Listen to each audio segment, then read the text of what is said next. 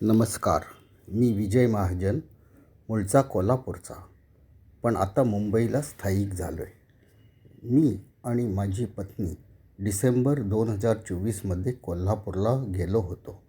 तेव्हा माझ्या मित्राच्या गुऱ्हाळाला भेट दिली.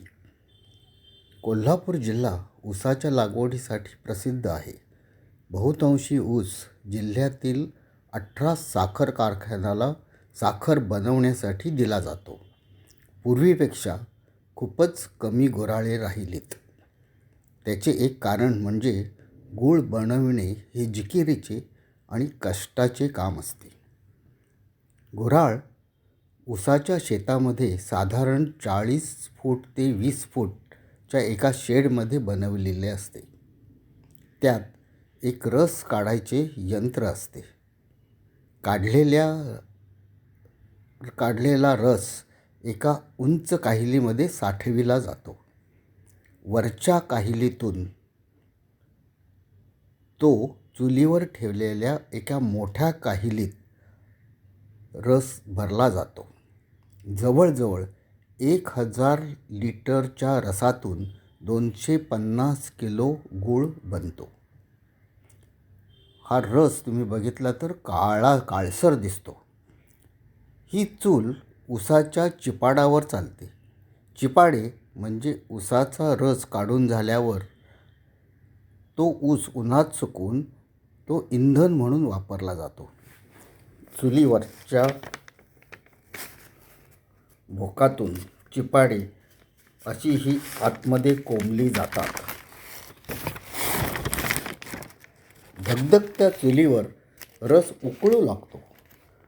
तो वर येऊन ओतून जाऊ नये म्हणून चरख्यासारख्या एका यंत्राने तो हलवत राहतात. रस उकळत असताना त्याच्यावर आलेली मळी किंवा साय एका झाऱ्याने काढून ती एका ड्रममध्ये जमा केली जाते. ही मळी म्हणजेच मोलॅसिस देशी दारू किंवा इथेनॉल बनवण्यासाठी वापरतात. जवळजवळ 3 तास हा रस उकळत असतो. त्यावेळी पाण्याची वाफ होऊन रस घट्ट होऊ लागतो. पूर्ण रसाने भरलेली काहील आता फक्त 20%च राहते. आता हा रस म्हणजे काकवी, जी स्वीटनर म्हणून वापरतात किंवा चपातीला लावून खातात. त्याची बाटली तुम्हाला गुऱ्हाळात मिळू शकते. रस गुळासाठी तयार झाला की नाही हा गुळवा ठरवतो. गुळवा म्हणजे अनुभवाने तयार झालेला एक्सपर्ट. तो रस पाण्यात टाकून गुळासाठी हा रस तयार झाला की नाही हे ठरवतो. नंतर एका फिक्सरच्या मदतीने काहील रेलिंगवरून पुढे ओढली जाते. ती त्याच्या समोरील 6 फूट बाय 6 फूट चौकोनी फरशीने बांधलेल्या खड्ड्याजवळ ओढत नेली जाते. काहिलीच्या तळाकडे असलेले भोक उघडले जाते आणि मागच्या बाजून काहील वर उचलतात. त्यावेळेला गुळाचा रस त्या खड्ड्यात असा ओतला जातो. लाकडाच्या काठीने हा रस 30 ते 40 मिनिटे घोटावला जातो. हळूहळू हा रस घट्ट होऊ लागतो. असा ताजा गूळ शेंगदाण्याबरोबर खायची मजा काही औरच असते. घट्ट होऊ लागलेला रस लाकडाच्या काठीने बादलीच्या आकाराच्या पत्र्याच्या डब्यात असा भरला जातो.